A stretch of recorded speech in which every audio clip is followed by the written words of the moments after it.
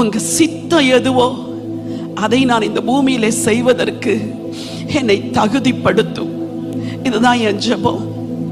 ரெண்டாவது, என் குடும்பத்தை உங்க ரத்தத்தால் கழுவுங்க ஆண்டவரே.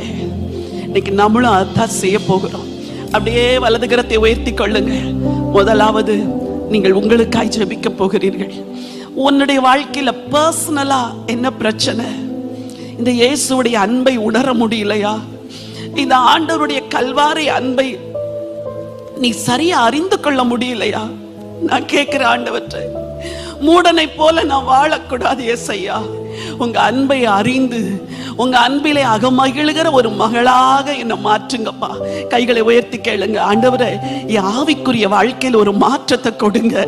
இந்த கல்வாரி ரத்தம் ஆண்டவரே என் மேல ஊற்றப்படும் பொழுது எனக்கு சிந்தையில ஒரு விடுதலை வேணும். நான் என் இயேசுவை நேசிக்க வேண்டும். ஆதி அன்பை நான் இழந்து போயிருந்தால் அதை திரும்ப தந்துருங்க ஏசையா.